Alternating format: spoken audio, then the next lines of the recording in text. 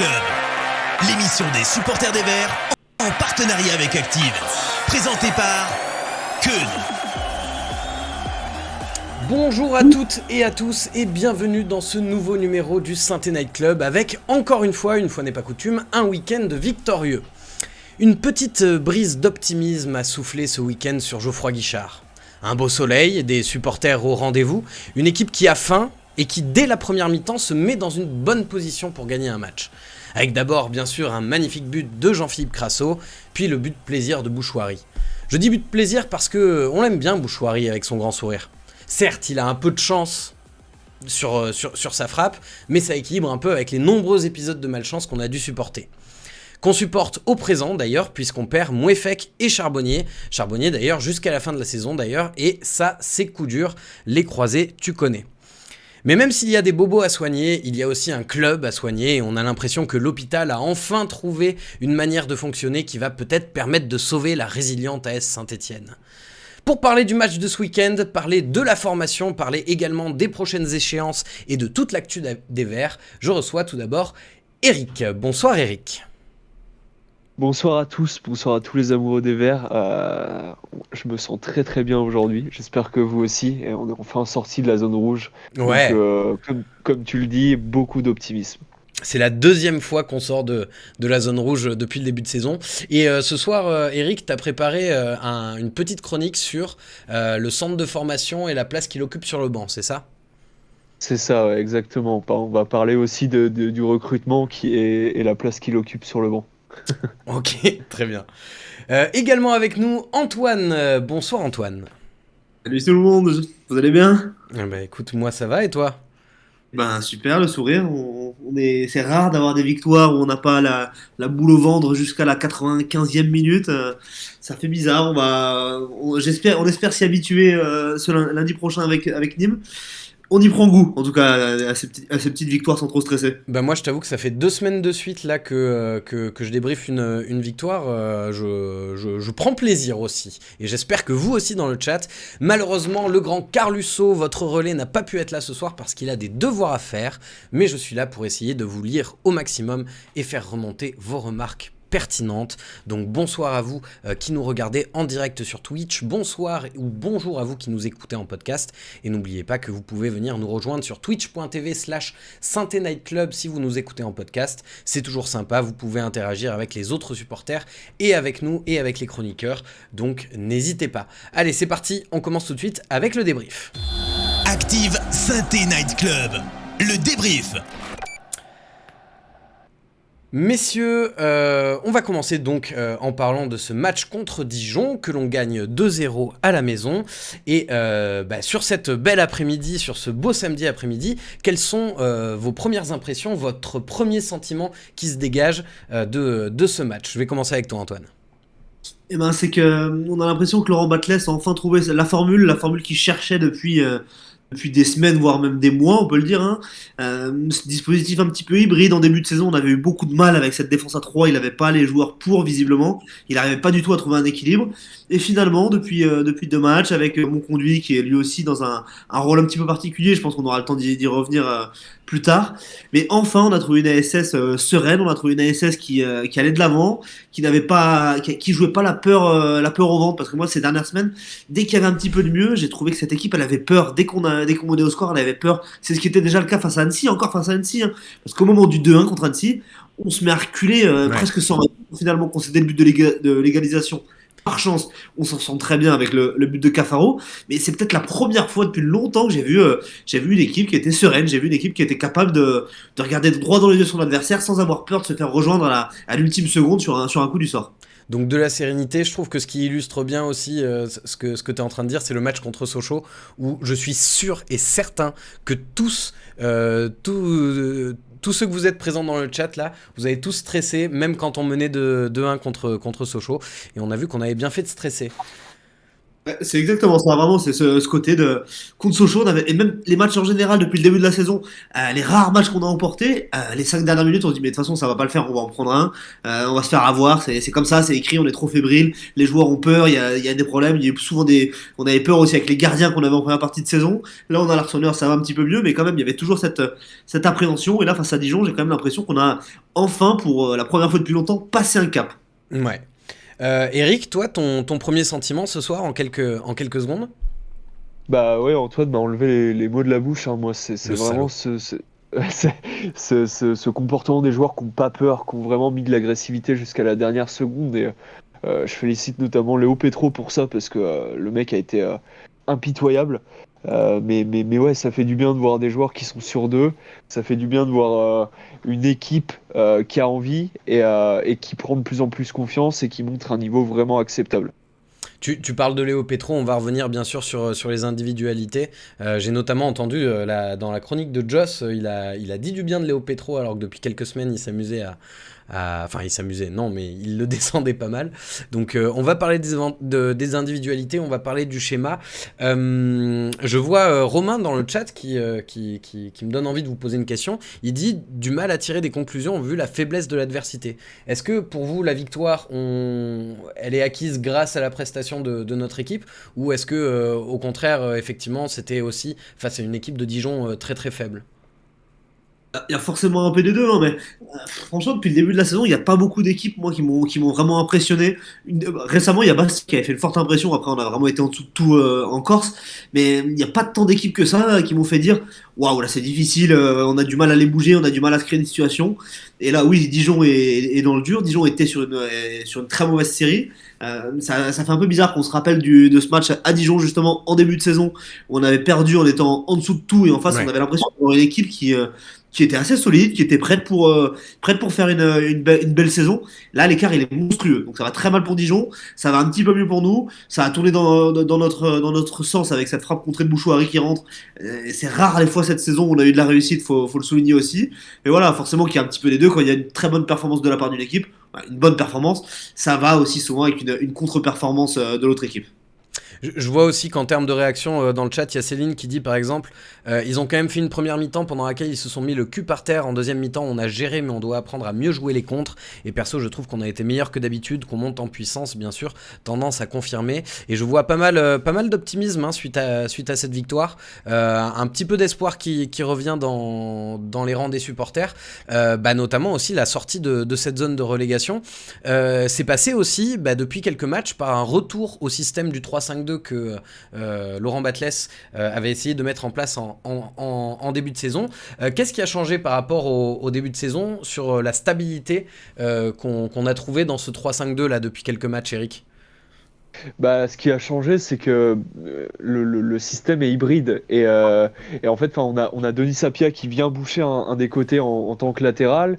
Et il y a Léo Petro qui, dans ce rôle de défenseur un peu mi-latéral, mi-défenseur central, dans le demi-espace, il est très très fort, il est très très solide.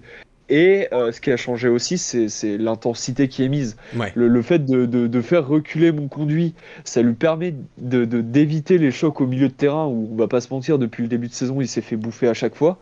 Là, de le mettre en centrale, ça lui met dans une position où il a moins à subir les contacts physiques. Ça lui permet de plus apprécier la lecture du jeu aussi, parce qu'il a une très bonne lecture du jeu.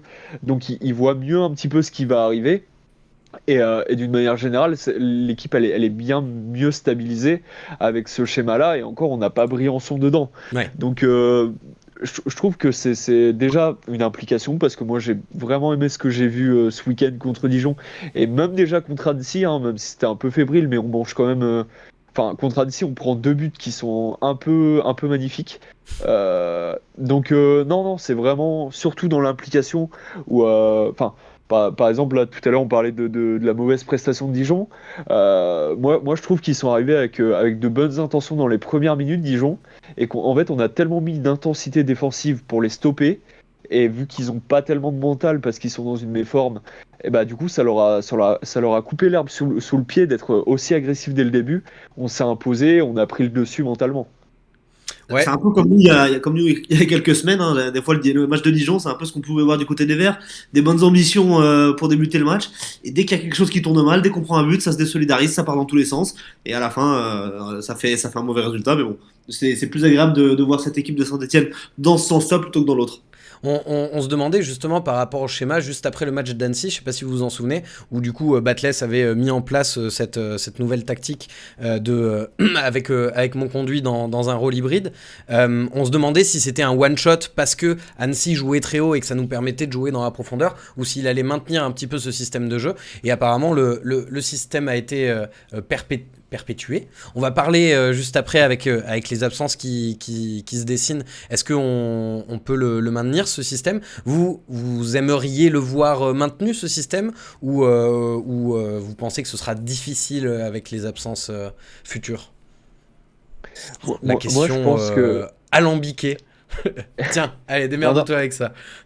je pense que c'est un schéma qui peut être maintenu dans des équipes qui sont un tout petit peu ambitieuses, comme l'ont été Dijon, dans le sens où ils jouaient pas à 11 derrière. Alors Dijon, ils sont moitié ambitieux parce que ils jouent un peu plus haut, mais qui s'en donnent pas les moyens.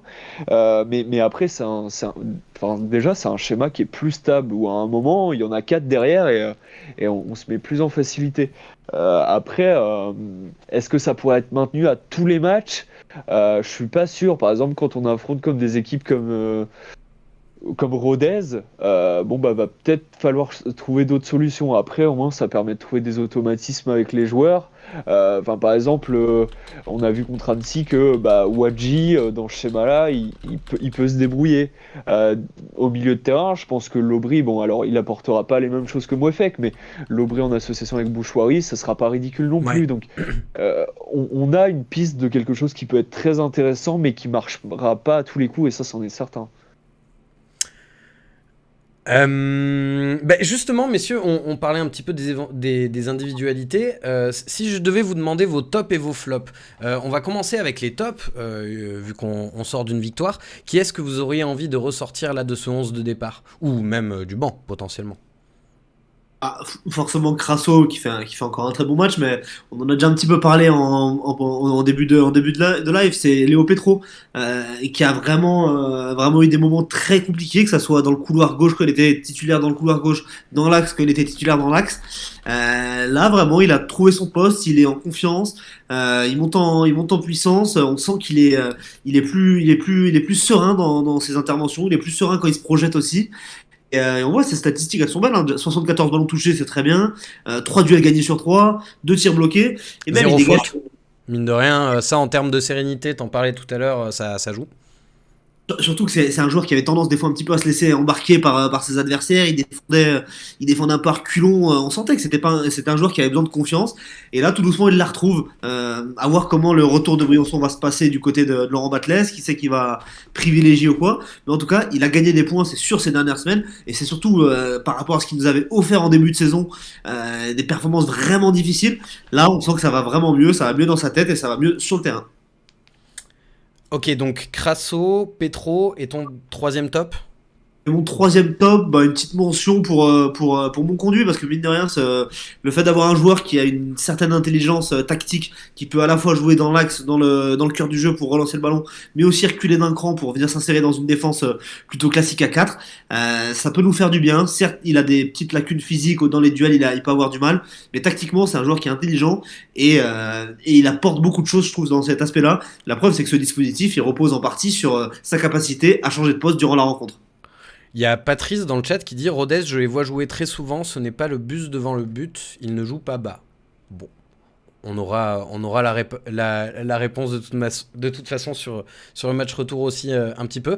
Eric, toi, si tu devais me sortir 3 tops, tu dirais qui?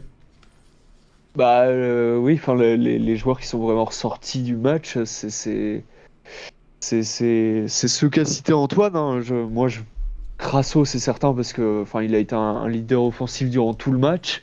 Petro, c'est pareil, je suis obligé de le citer parce que même offensivement, en fait, là où on voit qu'il a pris en confiance, c'est que plusieurs fois il s'est permis d'approcher la surface adverse en tentant même des crochets pour passer, Ouais. et qu'on réussit en plus. Enfin, enfin, c'est un truc qu'on n'aurait jamais imaginé il y a un mois et demi venant de sa part. Donc, Sur l'action où Charbonnier se blesse, il nous fait un petit décalage là bien sympathique. ouais, c'est ça. Donc, vraiment, il est très, très important. Il est très en forme.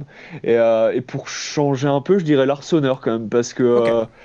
il a apporté pas mal de sérénité sur ses sorties. Bon, après, il n'a pas eu énormément de travail, hein, mais il a fait quelques arrêts, dont un très joli en première mi-temps, je crois. Non, deuxième, pardon. Mais, euh, mais ouais, l'Arseneur, parce que c'est important d'avoir ce gardien-là qui n'a pas grand-chose à faire, mais qui le fait très bien quand même. Alors, Je, je me ouais, permets juste vas-y. de rajouter aussi une petite mention pour Apia, sans faire trop de bruit. Il s'est rapidement installé, il a rapidement trouvé ses marques. Et un défenseur dont on n'entend pas trop parler ou dont on ne note pas trop la présence, des fois, c'est qu'il fait son boulot. Et j'avais oublié, mais ouais, petite mention pour Denis Sapien. C'est clair, on en parlait avec Joss l'autre jour, effectivement.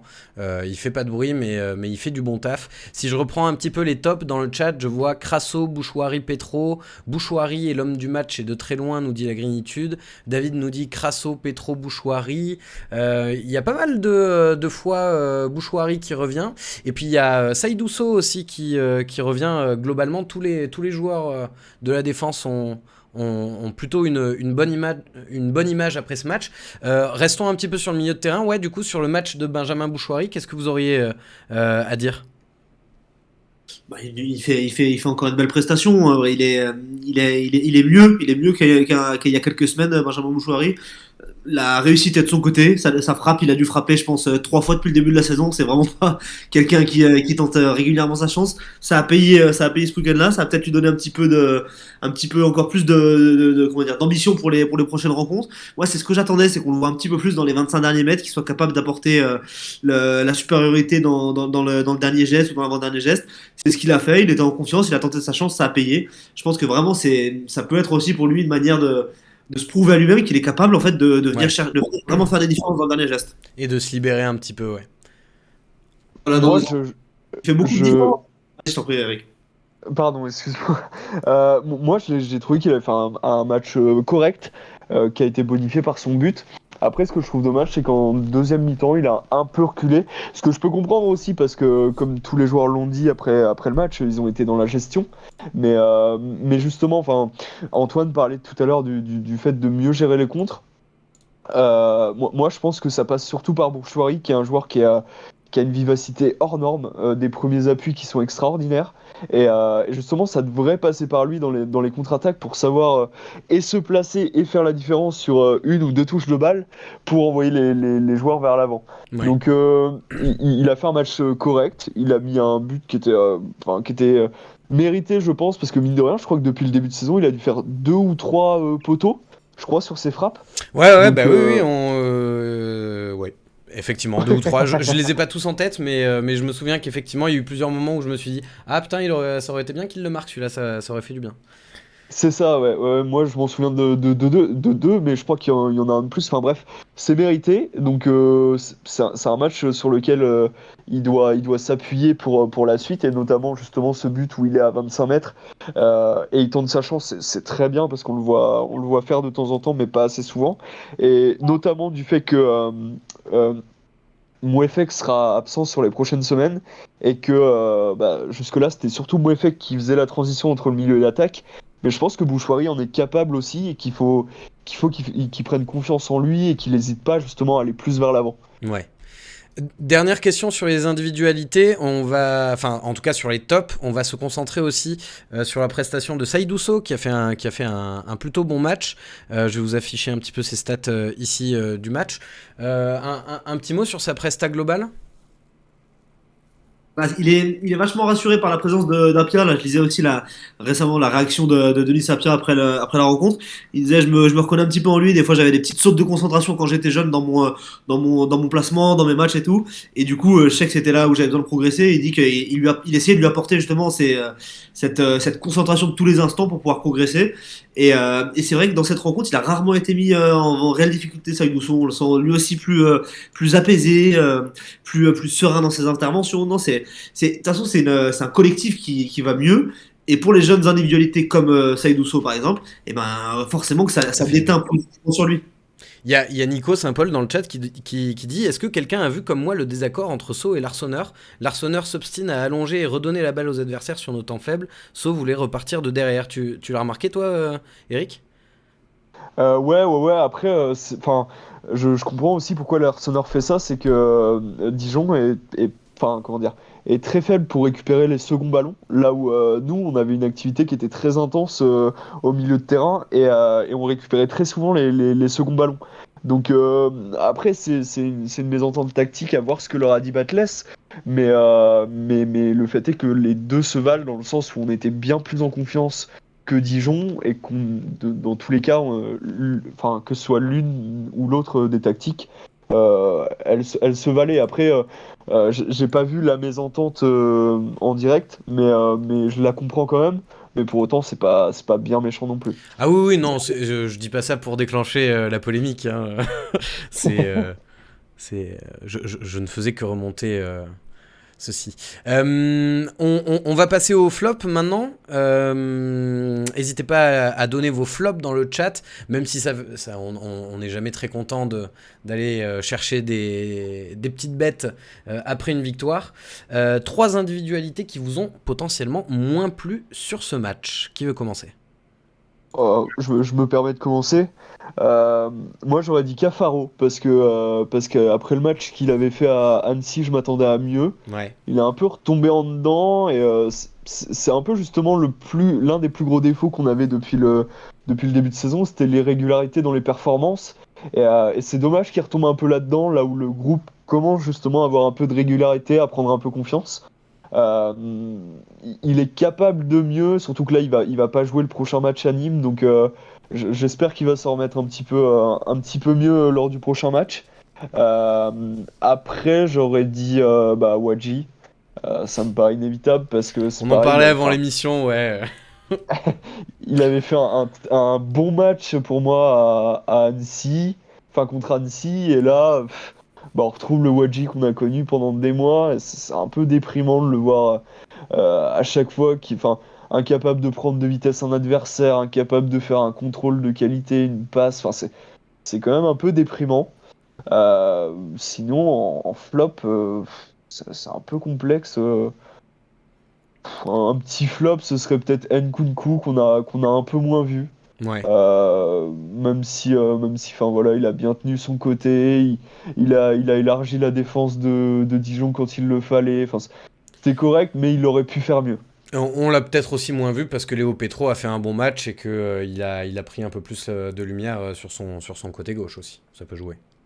C'est vrai, mais après, Nkunku est quand même capable de faire des fulgurances techniques ou de prendre de vitesse son adversaire, là où il l'a peu tenté ce week-end. Donc, oui, il peut mieux faire.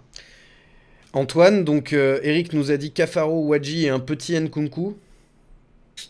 Sur Wadji évidemment, il a beaucoup de mal, hein, techniquement c'est limité, même comme on le disait avant et on le redit maintenant, on nous l'a un petit peu vendu comme un attaquant de profondeur avec une bonne pointe de vitesse, etc.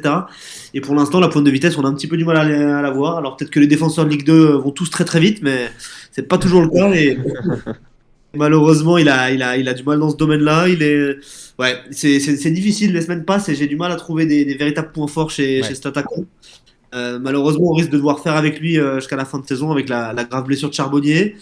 On avait Mathieu Cafaro, oui, un petit peu en dedans, toujours aussi un peu brouillon. Des fois, il s'obstine un peu dans des mauvais choix. On a l'impression il manque de recul des fois sur la manière qu'il pourrait progresser dans certaines situations. Je trouve il va s'obstiner dans une manière de jouer et il s'enferme. Et pour changer, j'ai envie de dire, les absents ont toujours tort, mais il y a un joueur qui perd semaine après semaine qui perd des points, c'est Dylan Chambost, qui reste sur le banc, qui était vraiment dans les hommes de Laurent Batles en début de saison. Là, il n'est pas rentré encore ce week-end-là. Et on se rend compte tout doucement qu'il est en train de perdre complètement sa place. Et je ne peux pas le critiquer pour sa prestation parce qu'il n'a pas joué, mais pour autant, ça donne encore raison à Laurent Batles qu'il n'a pas fait apparaître. C'est un perdant du week-end sans forcément que ce soit un flop. Si je regarde un petit peu ce qui se dit dans le chat aussi, je vois Cafaro qui revient majoritairement, Ibrahima Wadji. Qui est-ce qu'on a d'autre? On voit qu'il y a Rui qui aime pas Victor Lobry apparemment, parce qu'il dit Lobry comme toujours. Moi, c'est quand même un joueur que j'aime bien, qui a une belle activité. Voilà globalement. En parlant de Wadji, tu as parlé de la blessure de Charbonnier. Peut-être que c'est ça le flop finalement du week-end. C'est les deux blessures importantes que sont celles de Mouefek et de Charbonnier. Quelles incidences vous pensez que ça peut avoir sur la suite de cette saison, ces deux blessures? On va attendre d'avoir le résultat définitif pour Mouefek, mais ce qu'on disait, c'était peut-être 4, 5, 6 semaines à voir. Pour Charbonnier, c'est la fin de saison, c'est sûr. C'est un vrai coup dur, pas que dans le jeu, parce on a vu rapidement, il a tout de suite pris un rôle de leader à Charbonnier. Sur le terrain, là, même quand il était sorti, il était encore sur le bord de la pelouse à essayer d'haranguer ses coéquipiers. La semaine dernière contre Annecy, là, il était aussi présent sur le banc, enfin juste au-dessus du banc pour toute la rencontre. Et mine de rien, il a inculqué une espèce d'esprit de la gagne, il a inculqué un esprit conquérant. Et outre ses performances sur le terrain, ça va aussi beaucoup nous manquer. Voyons un petit peu comment il agit, je pense qu'il sera toujours présent dans le stade pour supporter ses coéquipiers, mais mine de rien, ça sera pas comme s'il était là. Et ça, moi, son côté leader, son côté gagnant, dès le premier match face à Caen, il a marqué, il a prouvé qu'il lâchait rien. Ça va vraiment nous manquer cette saison. Ouais, et puis même tactiquement, hein, le point d'appui qu'on avait devant qui libérait de la place pour Crasso, là Crasso en aura moins, quoi. Enfin, tactiquement, oui, évidemment que dans le jeu, on en perd, hein, c'était un de nos meilleurs joueurs. Mais voilà, encore, c'est vraiment un double coup dur parce qu'il y a ce côté joueur très, très bon, comme Crasso est très bon. Et Crasso, dans le groupe, je le trouve peut-être moins important dans l'esprit de la gagne que Charbonnier l'est depuis qu'il est arrivé. Eric, sur les blessures de Mouefek et Charbot? Moi, ce qui me gêne beaucoup sur les deux joueurs, c'est qu'on perd deux acteurs majeurs de la renaissance entre guillemets de l'équipe, parce que ce sont deux joueurs qui mettaient une intensité folle mine de rien. Enfin, alors Charbonnier, on en avait peut-être un peu moins l'impression, mais enfin sur ses appuis, sur la façon dont il se déplaçait et tout, c'était très important. Et Mouefek au milieu de terrain, il a battu une quantité de travail qui était absolument impressionnante. Alors j'ose espérer que ça va être que quelques semaines d'absence pour lui et qu'il va revenir et qu'il va enchaîner. Mais enfin, on est tellement habitué à le voir disparaître pendant très longtemps que Ouais. ça m'inquiète un petit peu. Donc ouais, c'est vraiment, encore une fois, enfin, la faiblesse du groupe au début de saison, ça a été l'état d'esprit. Ils sont sans doute parmi les meilleurs joueurs en termes d'état d'esprit dans notre équipe, sur le terrain tout du moins. Donc j'espère que la bonne forme de l'équipe va continuer et que ça va pas trop les plomber, et qu'ils vont avoir justement cet esprit de on va le faire, mais pour notamment pour Charbonnier, de, de, de réussir à maintenir l'équipe et à remonter au classement en hommage à lui, quoi. Ouais. Ouais, tu parles d'hommage, ça peut paraître gros, mais effectivement, il y a juste CHD qui le dit bien, hein, Charbot, c'est fini, il reviendra jamais à son niveau vu son âge. Alors ça peut paraître un peu sentencieux, mais c'est vrai qu'il n'est pas sur son début de carrière. Il a un contrat que de 6 mois chez nous, il va pas jouer pendant longtemps. C'est pas sûr qu'on le revoie porter le maillot vert, Gaëtan Charbonnier. Pour terminer un petit peu sur les conséquences aussi de ce match, on a fait l'éloge de la ligne défensive stéphanoise, mais la semaine prochaine, on a le retour de Anthony Briançon, qui quand même était, avant sa blessure, sur une bonne dynamique, et il revient assez bien en plus, enfin assez vite en tout cas. Qui est-ce que vous sortiriez, vous, pour le retour de Briançon ? C'est difficile quand une équipe tourne bien comme ça, mais malheureusement, même si ça a été peut-être le meilleur face à Dijon, je sortirais Léo Petro parce que ça a bien marché. Le duo Sceaux-Briançon nous avait montré de beaux repères. Je pense qu'avec Apia maintenant, ça peut même très très bien marcher. Après, c'est difficile parce que quand t'as une défense qui tourne bien, oui, c'est sûr. Mais Briançon, on a besoin qu'il revienne parce que voilà, c'est Ouais. le capitaine, c'est le leader de cette équipe. Et malheureusement, voilà, j'écarterai Léo Petro de son 11 titulaire pour mettre Briançon à nouveau. Eric, t'aurais le même raisonnement ? Non, moi justement j'écarterais Cedousso. Alors après, ce serait aussi intéressant d'intégrer une rotation, mais en fait Léo Petro il est tellement important dans le schéma hybride où il prend la place de défenseur gauche quand Nkunku va plus haut. Je suis pas sûr que Cedousso soit capable de jouer dans ce schéma-là, à la fois latéral, à la fois défenseur central. Et je pense que ça fragiliserait énormément la défense. Après, Cedousso, il n'est pas déméritant non plus, en fait. Enfin, c'est vraiment un challenge de savoir qui doit sortir parce que pour autant, il mériterait aussi sa place dans le 11. Mais moi, je garderai Léo Petro parce que c'est obligatoire pour couvrir Nkunku derrière. De toute façon, on l'a bien vu, hein, dès les premiers matchs d'Nkunku, quand il était seul latéral gauche, derrière, il y a un boulevard, quoi. Donc, Léo Petro me paraît très important derrière.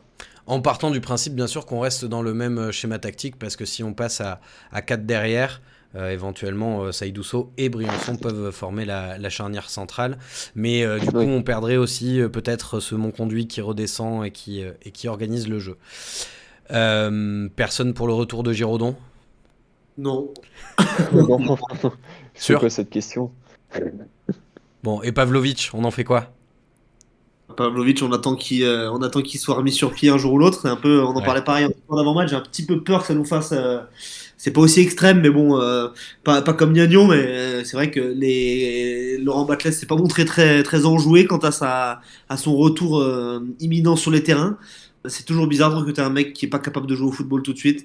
Mais bon, un peu comme Crivelli quand il était arrivé, quoi. Ouais, et pourtant Crivelli, Dieu sait qu'il nous a fait du bien les dernières secondes où il a joué face à Auxerre. Mais c'est vrai que c'est toujours surprenant. Moi, j'arrive pas à comprendre. À part pour contenter les supporters et leur dire voilà, on a renforcé la défense. Mais franchement, si on se retrouve encore une fois avec un nouveau joueur qui passe 5-6 mois à la SS sans jouer ou en jouant 20 minutes par-ci, 10 minutes par-là parce qu'il est pas prêt, et ben, c'est qu'on se fout un petit peu de nous des fois sur le recrutement. Ouais. Messieurs, est-ce que vous avez quelque chose à rajouter sur cette victoire contre Dijon ? Non, si ce n'est que on sent que la relation joueur-supporter est vraiment en train de se recréer. Il y avait eu des premiers prémices face à Annecy après la victoire, mais là il y a eu une vraie communion, il y a eu un vrai échange entre le COP Nord notamment et les joueurs. Et quand on sait l'importance que ça peut avoir à Saint-Étienne, quand on a vu les semaines de grève qu'on a pu avoir en début de saison, on se dit que ça fait quand même plaisir de voir une espèce d'osmose se recréer. Je sais pas si vous avez vu il y a quelques minutes là, les Magic Fans, les Green ont communiqué sur Dijon.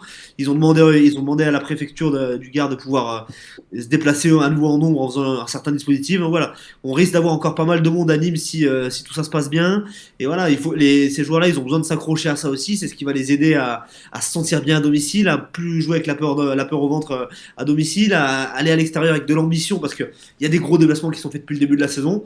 Et voilà, c'est tout une machine à remettre en route. Mais les scènes de fin face à Dijon m'ont quand même donné le sourire.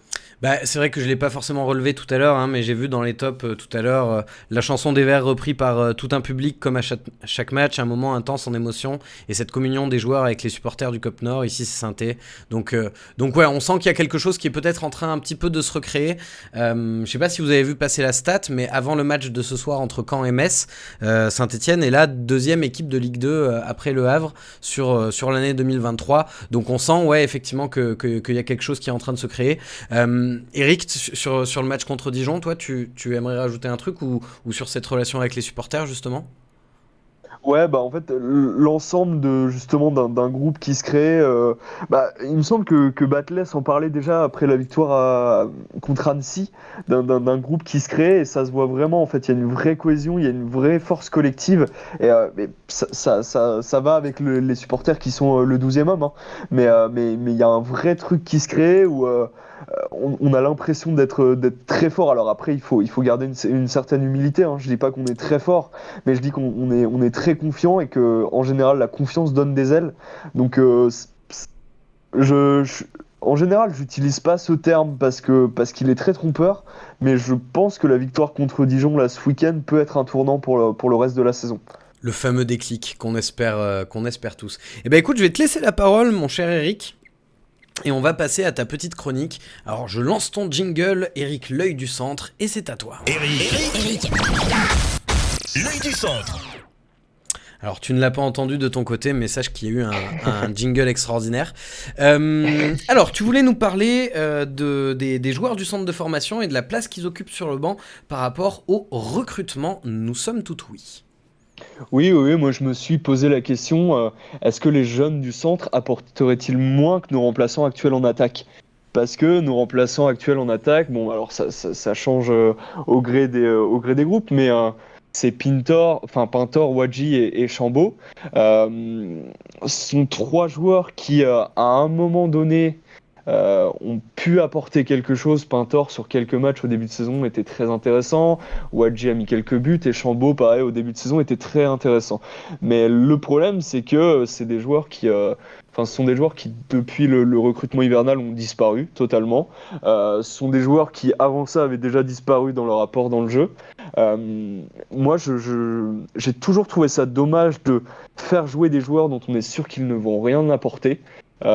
Wadji, je le mets un peu moins dans cette case-là, mais la vérité, c'est que Pintor et Chambaud, depuis début octobre, on a la certitude à chaque fois qu'on les voit jouer que ça va être une catastrophe. Et c'est très triste d'en arriver là. Et c'est aussi une faiblesse dans le groupe. C'est-à-dire que je pense que dans l'équipe, quand ils voient rentrer un joueur dont ils savent que l'apport sportif va être nul, ça risque de leur foutre un peu le moral à zéro. Ça entache la fameuse confiance dont on parlait juste avant. C'est ça. Et du coup, faut pas oublier que là, ce sont trois joueurs qu'on a recrutés cet été. Ce sont trois joueurs qui étaient censés être des forces dans l'équipe. Et je pense notamment à Wadji et Chambaud qui ont été recrutés comme des titulaires. Ce sont trois joueurs qui vont vraisemblablement pas apporter grand chose sur le reste de la saison et je me posais la question des jeunes au centre de formation qui pourraient apporter. Alors j'ai quelques noms en tête et on sait que par exemple Saban avait beaucoup joué avant sa blessure et qu'il va vraisemblablement retrouver le groupe quand il sortira de blessure mais en termes d'attaquants au centre de formation on a aussi El Hadji Diaye, le Sénégalais qui était arrivé il y a 1 an et demi maintenant au club et qui apporte justement cette vitesse. C'est un joueur qui est très très rapide, comme dirait mon ami. Non, comme dirait mon ami Green Prospect, Sylvain, c'est un ailier supersonique. C'est vraiment un joueur qui pour le coup apporte énormément de vitesse et apporte quelque chose d'autre dont on aurait vraiment besoin parce que mine de rien ce profil on l'a pas du tout dans l'équipe. Alors c'est un profil qui a aussi à peu près Aiki qui est un peu plus en retrait parce qu'il est très jeune encore parce que il enchaîne les titularisations en 19 et en National 3 mais il est encore un peu jeune et à côté de ça on a je sors du reste Othman qui va partir avec la Tunisie jouer la Coupe d'Afrique des Nations U20 dans quelques jours et qui sera absent quelques semaines. Mais à côté de ça, on a aussi Yanis Léry qui va revenir. On a aussi Darnell Billet qui a eu quelques problèmes de comportement et qui du coup reste encore au centre de formation. Qui est très jeune aussi, Billet, il me semble. Oui, mais ce que je veux dire parmi tous ces joueurs, c'est que ce sont des joueurs qui sont à la fois en train de progresser, ce sont des joueurs qui montrent quand même pas mal d'envie dans les matchs avec les jeunes, ce sont des joueurs qui ont des vraies qualités. Et moi, je me pose la question de l'intérêt de faire jouer des joueurs qui, entre guillemets, n'ont plus rien à prouver parce qu'ils ont un bon contrat, parce qu'ils ont une place dans l'équipe, par rapport à des jeunes qui, justement, ont tout à prouver et qui pourraient faire des différences, je pense, parce que ce sont des joueurs de qualité. Ok, merci. Antoine, t'en penses quoi de ça ? Est-ce que pour toi la hiérarchie doit être un petit peu rebattue ? Alors notamment sur les postes en attaque, Eric nous parlait des postes d'attaquants. Est-ce que tu penses que Chambaud pourrait perdre sa place au profit de... t'as pas parlé de Gauthier aussi, que j'ai l'impression que Batles aime beaucoup. Oui, alors Gauthier est encore blessé, visiblement il reviendra pas tout de suite non plus, il va falloir qu'il regagne de la forme, mais oui, justement à la place de Chambaud, ce serait une bonne idée. Ouais. Antoine, du coup Ouais, bah, je pense qu'en fait, même Laurent Batles va bientôt être obligé de devoir réincorporer des jeunes dans ce groupe-là, parce que avec l'absence de Charbonnier, avec l'absence de Bamba, on n'est pas à l'abri non plus d'un pépin d'un joueur ou un autre. Les jeunes joueurs vont devoir être mis dans ce groupe-là. Ils vont devoir, parce il va falloir faire le nombre. Il n'y a pas beaucoup de monde en attaque dans l'effectif de base, et ça pourrait nous amener un petit peu de folie, parce on en a besoin quoi qu'il arrive de cette folie, qu'importe la situation du club. Encore plus si ça va un petit peu mieux, si les bons résultats continuent d'arriver, ça peut que être bénéfique pour moi de faire rentrer quelques jeunes, de donner un petit peu de temps de jeu, d'offrir des fins de match où si on mène 2-0 sur une fin de match, de donner un peu de temps de jeu, de voir ce que ça peut donner. Mais ouais, de toute façon, là, il y a quand même une tradition depuis des années de formation à la SS avec plus ou moins de réussite. On a vu des très belles ventes comme des très beaux échecs. Actuellement, il y a Aymen Ouefek qui 16 années qu'on attend qu'il explose. Si on oublie cette blessure, il est quand même en train de faire sa meilleure saison depuis qu'il est chez nous. Donc voilà, je demande qu'à voir ce que ces jeunes peuvent donner en passant le cap, parce que la Ligue 2, ça reste un championnat très difficile. C'est un championnat qui est très dur. Les défenseurs en Ligue 2 sont très durs. Il n'y a pas forcément beaucoup d'espace. Les matchs face à Annecy et Dijon, c'est un petit peu en trompe-l'œil parce que c'est des équipes qui jouent haut, surtout Annecy qui n'hésitent pas à laisser beaucoup d'espace, mais c'était leur jeu. Ça peut être un petit peu plus difficile pour eux face à des équipes qui jouent en bloc bas, assez regroupées avec des défenseurs très rugueux. Mais pour autant, moi, je suis toujours pour qu'on donne un petit peu de crédit à la jeunesse et qu'on fasse confiance à ce que le centre de formation peut nous permettre, parce que c'est pas avec les étrennes de Roland Romeillet et de Bernard Cayazo qu'on va pouvoir se renforcer quoi qu'il arrive dans les années à venir. Alors, sur le cas Gauthier, il y a Green Prospect, le très bon Sylvain de Green Prospect qui est dans le chat et qui nous dit que Gauthier a joué ce week-end. Apparemment, les gens qui ont vu le match ont l'air de dire que c'était pas encore ça, mais bon, c'est normal qu'il soit pas revenu à 100%. Et justement, Eric, une rumeur qui est sortie aujourd'hui qui fait un peu le mix entre une recrue et un jeune du centre, vu que il est passé par le centre de formation de Saint-Etienne. Je sais pas si vous avez vu passer la rumeur Dylan Saint-Louis. Occultons le fait de est-ce que c'est probable que ça se fasse ou pas. Est-ce que pour vous ce serait une bonne idée le retour de Dylan Saint-Louis à Saint-Étienne?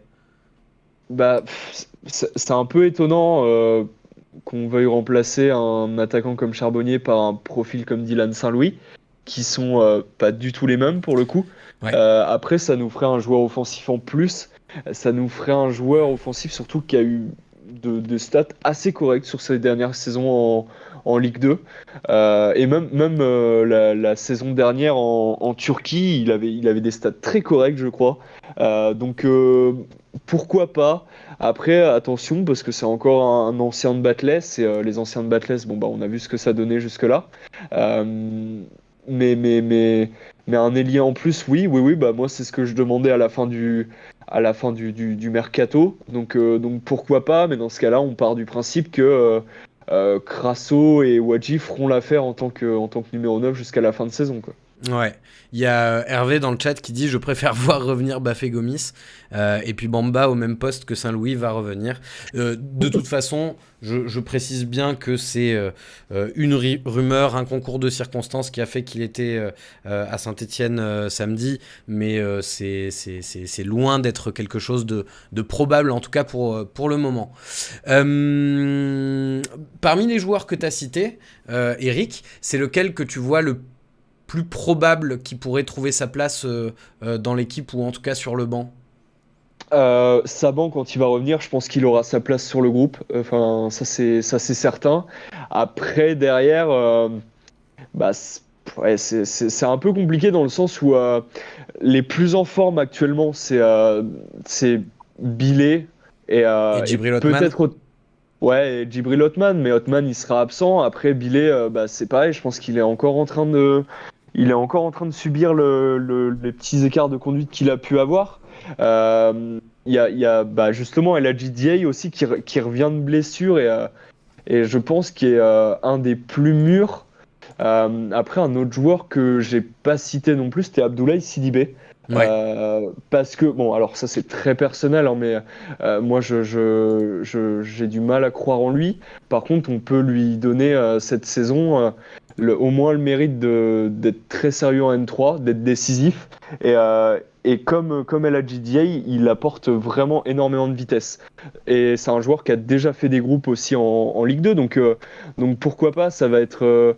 ouais, je pense que ça va plus se jouer entre DA et CDB pour le coup. Ok, et ben écoute, merci en tout cas pour cet avis éclairé.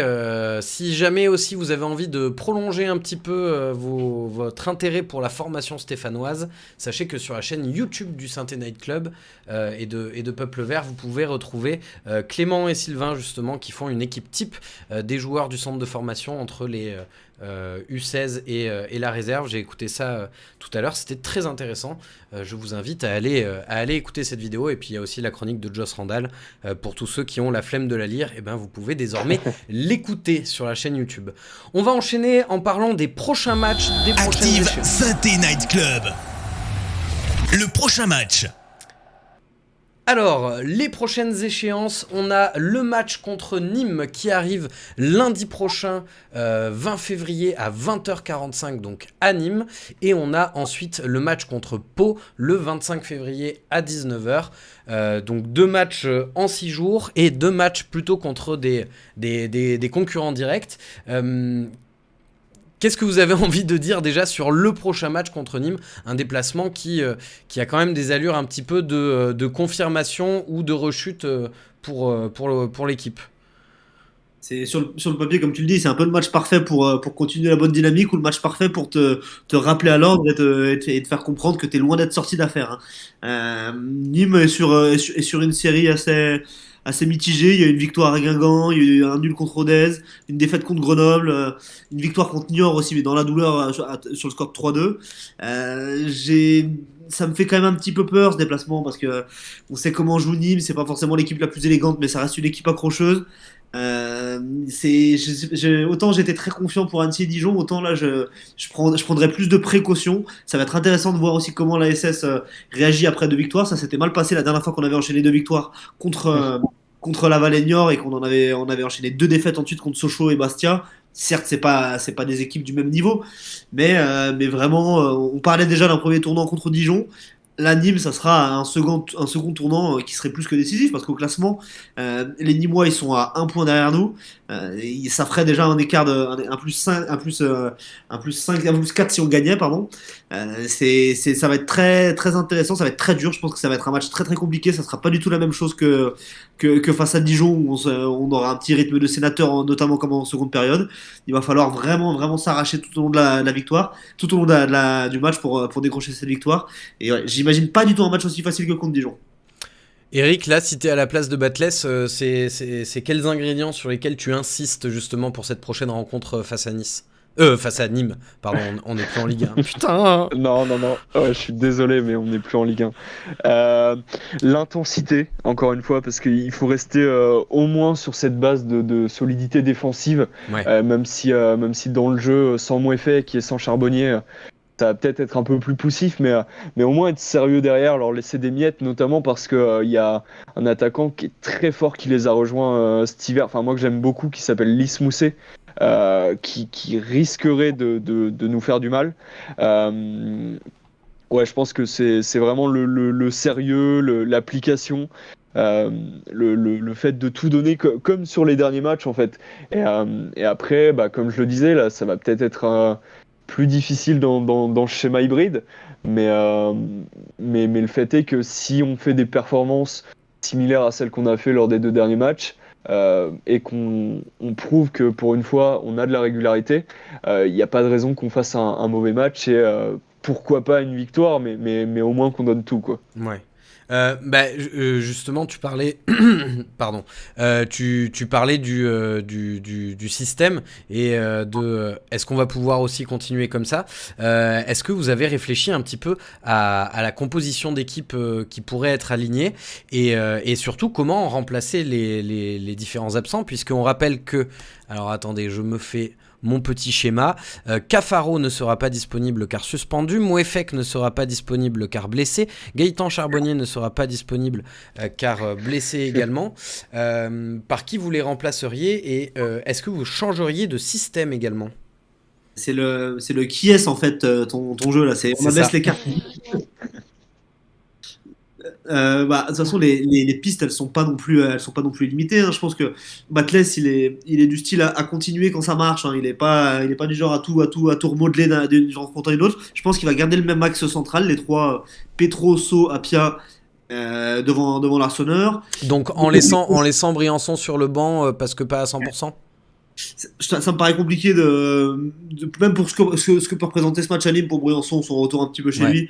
Et pour moi, c'est peut-être un petit peu trop précipité de le relancer directement dans le bain dans une rencontre qui sera forcément particulière. Voilà. Et puis ça permet de laisser le brassard aussi à Crasso, qui a l'air de lui faire du bien, en tout cas depuis 2 matchs. Bon, il lui fait vraiment du bien ce brassard, on le sent que c'est quelque chose qui le tire vers le haut. Les autres titulaires qu'on a, qui sont toujours disponibles, Nkunku, Bouchouari, Monconduit, Crasso, il n'y a pas forcément de raison de les sortir. Je pense que Lobry devrait retrouver une place de titulaire à côté de Monconduit, justement, dans l'axe du terrain. Pour l'attaque, je pense que Wadji va lui aussi pouvoir retrouver sa place à côté de Crasso, même si ça ne sera pas forcément dans ce dispositif-là. Et après, à voir si il se décide à relancer un Pintor dans un rôle. Il a vraiment un rôle, un profil un peu à la de débordement, qui est capable d'enchaîner les allers-retours. Mais est-ce qu'il va peut-être nous réserver une surprise en changeant de système? Je sais pas, mais moi je l'imagine pourquoi pas remettre Pintor pour essayer de solidifier ce groupe-là et enfin d'apporter un petit peu d'expérience dans ce 11 de départ. Même si ce serait sur le côté droit, du coup. Ouais, de toute façon, Lenny Pintor, pied gauche, pied droit, il n'y a pas énormément de différence jusqu'à présent. C'est pas faux. Eric. Ouais, c'est assez compliqué. Parce que, Moi, alors, moi, je propose juste un truc, parce que je viens d'y penser. Et si on mettait Lobry à droite, et que, du coup, au milieu de terrain, on intègre Lamine Fomba, qui rejouerait face à son ancien club, qui connaît très bien, vu qu'il y était il y a encore quelques semaines. Qu'est-ce que t'en penserais? je suis pas du tout fan de Lamine Fomba. Je serais fan de lui en sentinelle. Seulement là, la sentinelle, c'est mon conduit et je pense pas qu'il faille le bouger. Je suis d'accord avec le fait qu'il faut pas bouger la défense non plus. Parce que, bah, mine de rien, je sais même pas si la blessure de Briançon sera vraiment soignée. Et parce que ça fonctionne jusque-là, donc autant laisser Briançon s'en Ouais. reposer tranquillement. Fomba dans le cœur du jeu en 8, comme le sont Bouchouari et Lobry, je pense que ce serait une catastrophe tactique. Ok. Parce que, Ouais, parce je suis pas que coach, il hein, est... écoutez, que voulez-vous. Non, mais pour la simple et bonne raison que en 6, il a ce rôle de sentinelle dans lequel il excelle vraiment, mais que c'est pas un joueur qui va être dans le profil de Mouefek, de Lobry ou de Bouchouari et d'essayer de remonter la balle. Donc, alors, ça solidifierait peut-être le milieu de terrain, hein, mais ça laisserait Bouchouari très seul pour le Ouais. coup. Après, Lobry sur le côté droit, c'est pas une mauvaise idée. Euh, Ouais, c'est pas une mauvaise idée parce que Pintor, je suis pas sûr qu'il apporte grand chose. Moi, je mettrais quand même Wadji à droite et Crasso dans l'axe parce que Wadji est supposé rapide. Donc peut-être qu'il va se découvrir un talent de, de sprinter lors de ce match. Ou au moins Mais de fixeur, quoi. oui, mais Pintor, enfin, honnêtement, sur toutes les entrées qu'il a faites, il élimine pas un joueur. Tactiquement, il est hors du coup. Physiquement, je pense qu'il l'est aussi, mine de rien. Euh, Wadji, il a le mérite d'avoir des fois quelques éclairs de placement ou quelques éclairs techniques. Euh, donc, ouais, je resterai comme ça. Pas changer la défense. Le milieu, juste Lobry à la place de Mouefek. Et en attaque, Wadji à la place de Charbonnier, mais Wadji sur l'aile droite et Crasso en attaque. Ok, il me manque quelqu'un là. Il me manque J'aurais quelqu'un dit dans quelqu'un. l'équation. Il te manque quelqu'un dans l'équation? Ouais, au milieu de terrain. J'ai Bouchouari, mon conduit Lobry, avec Ouais. Nkunku à gauche en piston. Oui, bah alors Nkunku, je le compte comme un défenseur si tu veux. Ouais, Mais oui, il y aurait Nkunku, bah si tu veux, sur les lignes de 4, il y aurait Petro, défenseur gauche, So, mon conduit, Apia à droite, Nkunku, Lobry, Bouchouari, Wadji à droite. Et en attaque, ce serait Crasso avec... Ah oui, d'accord. Eh oui, Euh, eh oui. Justement, on en revient au débat que je donnais avant, Ouais. où moi je mettrais un jeune de... Justement, là il faudrait de la vitesse, donc Un petit pourquoi Mathis pas Saban. Sidibé. Je sais pas s'il sera de retour. Ok. Je sais pas s'il sera de retour, mais Sidibé ou Diaye s'ils sont aptes. Ok. J'ai bien aimé un petit commentaire là, de John McEnroe dans les commentaires. Il disait Pintor, des deux côtés, il joue sur son mauvais pied. J'ai trouvé ça bien. Non, et je voyais aussi du Pavlovic à la place de Wadji. C'est vrai que pendant sa conférence de presse de présentation, Pavlovic, il avait dit que il avait pu finir des matchs en pointe pour aller mettre des têtes sur corner. Et effectivement, on sait pas, hein, on sait pas, hein. Peut-être qu'on va avoir une sacrée surprise. Est-ce qu'on pourrait passer au prono, messieurs? Qu'est-ce que vous diriez? Alors, je vais d'abord vous demander contre Nîmes, et puis ensuite on passera à Pau. Qui veut commencer? Et je me lance, je me lance si tu veux. Je vais essayer de me montrer optimiste, hein, mais on va dire j'ai une victoire étriquée 1-0 à Nîmes avec un but de Crasso, une fois n'est pas coutume. Et par contre, une véritable démonstration de football contre Pau avec une victoire 3-0 à domicile. Ok. Ça compte. Bah attends, tant que tu y es, donne-nous aussi les buteurs. Et ben, les buteurs côté stéphanois pour le match face à Pau, un doublé de Jean-Philippe Crasso et un but de Briançon pour son retour dans le chaudron, si vous voulez savoir, en cas où c'est. Parfait. Sachant qu'on va peut-être pas arriver à prolonger Crasso s'il plante une moyenne de 1,5 but par match, hein. Antoine, toi, tes pronos pour Nîmes et Pau? Non, moi c'est Eric. Eric, pardon. Excuse-moi. Non, il n'y a pas de souci. Je suis d'accord avec Antoine. Je pense que contre Nîmes, ça sera compliqué. Je pense qu'on va gagner 1-0 avec un but sur corner, peut-être Petro. Ou du moins un but sur coup de pied arrêté parce que dans le jeu, je ne vois pas réussir à déjouer Nîmes. Et contre Pau, je verrais une victoire 2-0, un peu comme contre Dijon. Tout en maîtrise, avec encore un but de Bouchouari et un but de Cafaro pour son retour.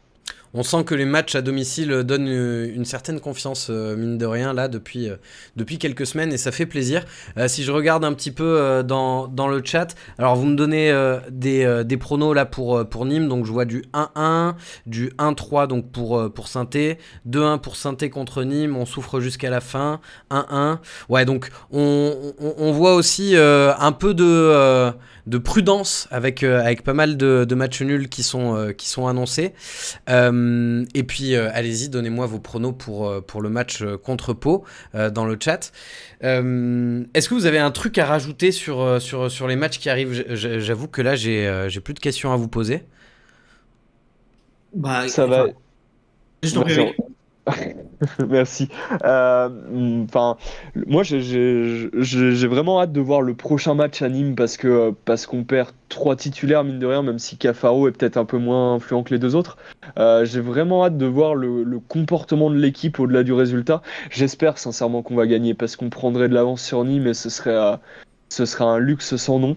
Mais je veux vraiment être rassuré parce que c'est quelque chose qui m'a toujours fait peur dans l'état d'esprit, de voir que cette équipe, elle a vraiment envie de s'en sortir, elle a vraiment envie de montrer quelque chose.